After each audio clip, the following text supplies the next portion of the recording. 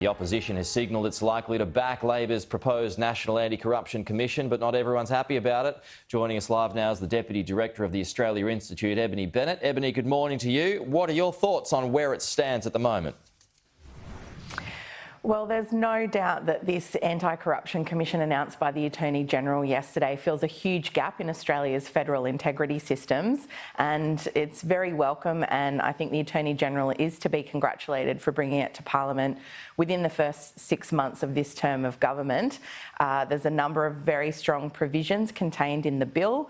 It's got a broad jurisdiction. The Anti-Corruption Commission will have the ability to initiate its own investigations. It can accept complaints from whistleblowers.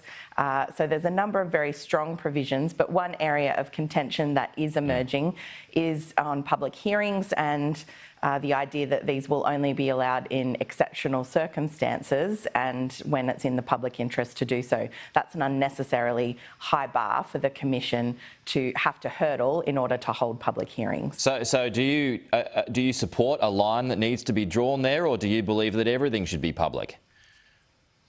No, what's important is that the Commission should be given the discretion to decide when it is in the public interest to do so. And if that hurdle is cleared, considering things like the risk to reputations, as well as other elements that are contained in the bill, then that should be up to the Commission to do so. Public hearings are really important in exposing corruption. They help other witnesses to come forward, and they give the public confidence that the proceedings are fair, essentially. The former Chief Justice of the High Court has said that when, for example, royal commissions who have similar powers to what this Anti-Corruption Commission will have, held in private, that it really undermines the value of such proceedings, and it cloaks the proceedings in a shroud of secrecy that lead to people thinking that it's oppressive or unfair. So I think this will really emerge as a key point of contention, particularly with the crossbench, as flagged by Helen Haines yesterday. There's also a risk that it will lead basically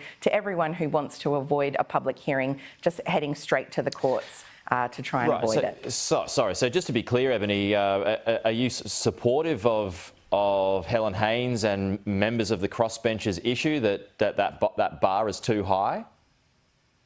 Yeah, I think Helen Haines and the crossbench, including the Greens, as well as a lot of legal experts who are responding to this, have really hit the nail on the head here.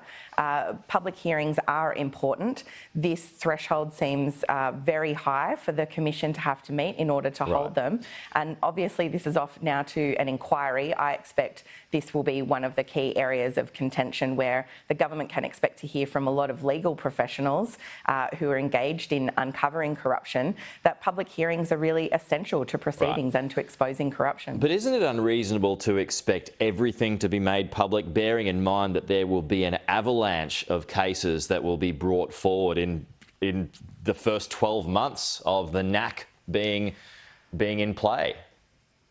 Well, a lot of state anti-corruption commissions do have the ability to hold public hearings, and it's very clear that they don't always hold public hearings. When they have discretion, they do take into account those other elements. And for example, at the beginning stages of an investigation, often hearings are conducted in private when the Commission is deciding whether or not an investigation has legs, essentially, whether or not it's serious or systemic. So as long as it has the discretion, it's very clear that corruption commissions do hold private proceedings when it's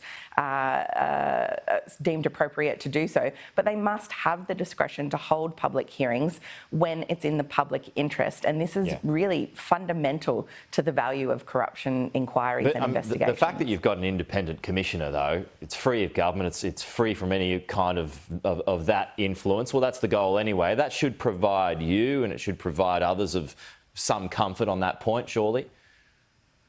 Yeah, well, the Attorney-General, responding to Helen Haines' question in question time yesterday, more or less said that, you know, he's confident in the discretion that he's given to the Commission, but I think he's going to face serious challenges from the crossbench and members of the legal fraternity that he's, in this bill, in the letter of the bill, in the letter of the law that he's trying to pass, essentially restricting that discretion. It's too high a bar to set. What are exceptional circumstances? circumstances. That's not defined in this bill. Yeah, sure. Does it mean the corruption has to be exceptional? Is it the person being investigated that creates the exceptional circumstances? It's an incredibly high threshold to set, one that might be very difficult for it to clear.